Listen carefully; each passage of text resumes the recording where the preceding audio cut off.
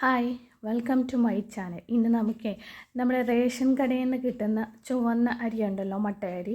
ആ അരി വെച്ചിട്ട് വളരെ എളുപ്പം, അതും 3 കാര്യങ്ങൾ വെച്ച് മാത്രം നല്ല സോഫ്റ്റായിട്ടുള്ള ഒരു ബ്രേക്ക്ഫാസ്റ്റ് എങ്ങനെ ഉണ്ടാക്കുന്നതെന്ന് നോക്കാം.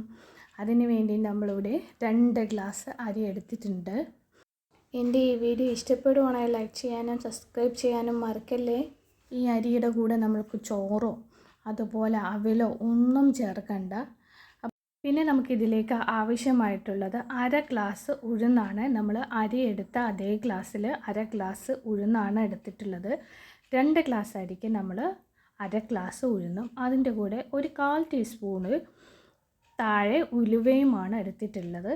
നമുക്കിത് അരി സെപ്പറേറ്റും അതുപോലെ ഉഴുന്നും ഉലുവയും കൂടെ സെപ്പറേറ്റും ആയിട്ട് വെച്ച് കൊടുക്കാം. അപ്പോൾ 2 പാത്രത്തിലായിട്ട് നമ്മൾ എടുത്തിട്ടുണ്ട്. നമുക്ക് ഈ അരി ഒന്ന് നന്നായിട്ട് കഴുകിയെടുക്കാം.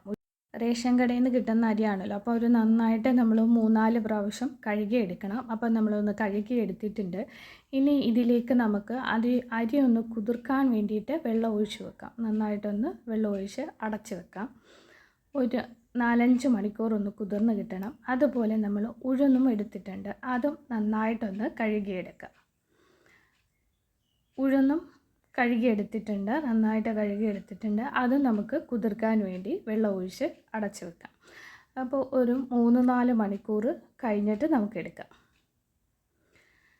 നമ്മുടെ അരിയും ഉഴുന്നും ഒക്കെ കുതിർന്ന് ഒരു 4 മണിക്കൂർ കഴിഞ്ഞിട്ടുണ്ട്. അപ്പോൾ നമ്മുടെ അരിയിലെ വെള്ളമെല്ലാം ഊറ്റിക്കളഞ്ഞ് എടുക്കണം. പിന്നെ നമ്മൾ ഉഴുന്നാണ് എടുക്കുന്നത്, അത് ഒന്നുകൂടെ ഒന്ന് കഴുകി എടുത്തിട്ടുണ്ട്. ഇനി അത് ഒരു മിക്സിയുടെ ജാറിലേക്ക് ഇട്ട് കൊടുത്തിട്ടുണ്ട്. അതിലേക്ക് ഒരു 3/4 ഗ്ലാസോളം വെള്ളവും കൂടെ ചേർത്ത് നമുക്ക് നന്നായിട്ടൊന്ന് അരച്ചെടുക്കാം. ഇതുപോലെ നന്നായിട്ടൊന്ന് അരച്ചെടുത്തിട്ടുണ്ട്. അത് നമുക്ക് ഒരു കുഴിവുള്ള പാത്രത്തിലേക്ക് ഒഴിച്ചു കൊടുക്കാം. അപ്പോൾ ഉഴുന്നെല്ലാം അരച്ചെടുത്തിട്ടുണ്ട്, അതവിടെ മാറ്റി വെക്കാം. ഇനി നമ്മൾ മിക്സിയുടെ പൊടിക്കുന്ന ജാർ എടുത്തിട്ടുണ്ട്. അപ്പോൾ അതിലേക്ക് നമ്മൾ ഇങ്ങനെ വെള്ളം വാർന്ന് വെച്ചിരുന്ന അരി ഇട്ട് 2-3 ബാച്ചായിട്ടിട്ട് നമുക്ക് നന്നായിട്ടൊന്ന് പൊടിച്ചെടുക്കാം. ഒത്തിരി നന്നായിട്ട് പൊടിഞ്ഞ് കിട്ടത്തില്ല, നമ്മൾ പുട്ടിനൊക്കെ പൊടിയുന്നത് പോലെ ആയിരിക്കും. എങ്കിലും മാക്സിമം നന്നായിട്ടൊന്ന് പൊടിച്ചെടുക്കാം.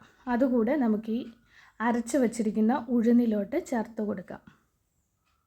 ഞാനിവിടെ ഒരു 3 ബാച്ചായിട്ടാണ് അരിയെ നമ്മൾ പൊടിച്ചെടുത്തിരിക്കുന്നത്. അതുപോലെ തന്നെ നമ്മൾ ഈ ഉഴുന്നിലോട്ട് ചേർത്ത് കൊടുത്തിട്ടുണ്ട്. ഇനി നമുക്ക് ഇതിൻ്റെ മെയിനായിട്ടുള്ള പരിപാടിയാണ് ഇത് നന്നായിട്ടൊന്ന് മിക്സാക്കുക. അതായത് ഉഴുന്നും ഈ നമ്മൾ പൊടിച്ച അരിയും കൂടെ കൈ വെച്ചിട്ട് വേണം നന്നായിട്ട് മിക്സാക്കി എടുക്കാൻ. നമ്മൾ ഈ കൈ വെച്ചിട്ട് നന്നായിട്ട് മിക്സാക്കി എടുക്കുന്നത് പോലെയാണ് സോഫ്റ്റായിട്ട് ഇരിക്കുന്നത്. ഇനി ഇതിലേക്ക് ഞാനൊരു 1.5 കപ്പോളം വെള്ളവും കൂടെ ചേർത്ത് കൊടുക്കുന്നുണ്ട്. അതും കൂടെ ചേർത്ത് നന്നായിട്ടൊന്ന് ഇളക്കിയെടുക്കാം. എല്ലായിടത്തും ആ വെള്ളവും ഉഴുന്നും ഒക്കെ കറക്റ്റായിട്ടൊന്ന് പറ്റത്തക്ക രീതിയിൽ ഒരു 5 മിനിറ്റ് നമുക്ക് നന്നായിട്ട് കൈവച്ചൊന്ന് കുഴച്ചെടുക്കാം. ഇതുപോലെ ഈ ഒരു പരുവത്തിൽ ഒരുപാട് അങ്ങ് വെള്ളം കൂടി പോകാനും പാടില്ല, എന്നാൽ വെള്ളം കുറഞ്ഞു പോകാനും പാടില്ല. ഈ ഒരു പരുവത്തിൽ നമുക്ക് കുഴച്ചെടുക്കാം.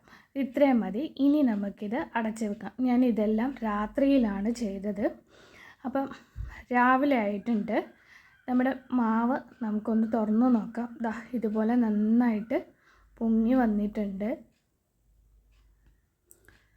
നല്ല സോഫ്റ്റായിട്ടുള്ള മാവാണ്. മാവൊക്കെ നന്നായിട്ട് പുളിച്ച് പൊങ്ങി വന്നിട്ടുണ്ട്. ഇനി ഇതിനകത്ത് നമ്മൾ ചോറോ അതുപോലെ അവിലോ ഒന്നും ചേർത്തിട്ടില്ല. നമ്മൾ ചേർത്തിരിക്കുന്ന ആ 3 ഇൻഗ്രീഡിയൻസ് മാത്രമാണ്. ഇനി നമ്മൾക്ക് ഇതിലേക്ക് ആവശ്യമായിട്ടുള്ള ഉപ്പ് കൂടെ ചേർത്ത് കൊടുക്കാം. ഉപ്പും കൂടെ ചേർത്തിട്ട് നന്നായിട്ടൊന്ന് മിക്സാക്കി എടുക്കാം. അപ്പോൾ നമ്മൾ മിക്സാക്കി എടുത്തിട്ടുണ്ട്. ഇനി ഒരു ഇഡ്ഡലി തട്ട് എടുത്തിട്ടുണ്ട്. അതിലേക്ക് നമുക്കിതൊന്ന് ഓയിലൊക്കെ അപ്ലൈ ചെയ്തെടുത്തിട്ടുണ്ട്. അതിലേക്ക് നമുക്ക് ഓരോ തവി വെച്ച് കോരി ഒഴിച്ചു കൊടുക്കാം. നല്ല സോഫ്റ്റായിട്ടുള്ള തരിതരിയായിട്ടുള്ള ഇഡ്ഡലി നമുക്ക് കിട്ടും. നമുക്ക് പച്ചരി വേണ്ട. അതുപോലെ നമ്മുടെ ഈ റേഷനരി ചിലരൊക്കെ ചോറ് വെക്കാറില്ല. അപ്പോൾ നമുക്ക് ബ്രേക്ക്ഫാസ്റ്റായിട്ട് എടുക്കാനും പറ്റും. അങ്ങനെ ഞാൻ ആദ്യത്തെ തട്ട് വെച്ചിട്ടുണ്ട്. രണ്ടാമത്തെ തട്ടിൽ നമുക്ക് ഇതുപോലെ മാവ് കോരി ഒഴിച്ച് കൊടുക്കാം. ഒത്തിരി ഇൻഗ്രീഡിയൻസ് ഒന്നും ഇല്ലാതെ നല്ല സോഫ്റ്റായിട്ടും നല്ല ടേസ്റ്റായിട്ടും കിട്ടുന്ന ഇഡ്ഡലിയാണ്. നല്ല തരിതരിയായിട്ടിരിക്കുന്ന ഒരു ഇഡ്ഡലിയാണ്. നല്ല സോഫ്റ്റ് ആയിരിക്കും. അപ്പോൾ ഇതൊരു 15 മിനിറ്റോളം നമ്മൾ ആവിയിൽ വെച്ച് നന്നായിട്ടൊന്ന് വെന്ത് കിട്ടിയിട്ടുണ്ട്. ആ 15 മിനിറ്റ് കഴിഞ്ഞിട്ടുണ്ട്. നമുക്കൊന്ന് തുറന്ന് നോക്കാം. നമ്മുടെ ഇഡ്ഡലിയൊക്കെ ഇവിടെ വെന്ത് കിട്ടിയിട്ടുണ്ട്. ഇനി നമുക്കിതൊന്ന് മാറ്റി കൊടുക്കാം.